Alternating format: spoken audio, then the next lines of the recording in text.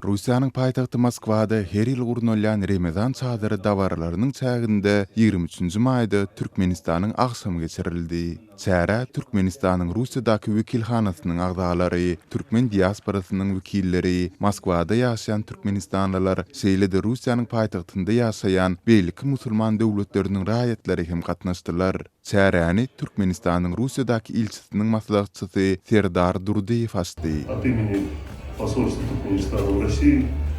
Я всех вас приветствую, желаю всем крепкого здоровья, мира, благополучия вашим семьям, чтобы все было у вас хорошо в этом месяце и всегда.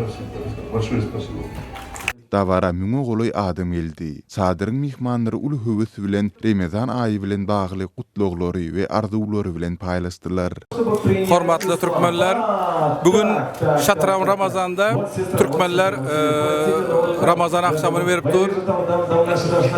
Każdy god her ýyl şu taýda türkmenler Ramazan berýärler da. Özümüziň nememiz var, Mehmet Mehmedoviç var, Aşym mollamyz var, Dädaway var. Her yıl Ramazan ayında Ramazan berýärler. Indiki Ramazanlarym Allah Taala hemmemizi şo güne gülüp oýnap edersin. Adym Yakup, Türkmenistanda şatýorduk belli oturan Ramazanlar kabul boldu. Ramazan, şatýor Ramazanda otyryz. 2019-njy ýyl 23-nji maý günü.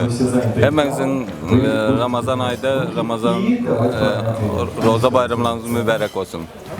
Hemmenize can sağlığı dilerim. Assalamu alaikum. Ağayn doğullar, ovadaşlar. Orada bayramını veren kutluyor. Yelek eller yetir gayarlasan. Gelecek yıllarda şöyle oturmak miyet etsin hem. Assalamu alaikum. Gadirli Türkmen mehmanlarımız kutlayaz bu bayram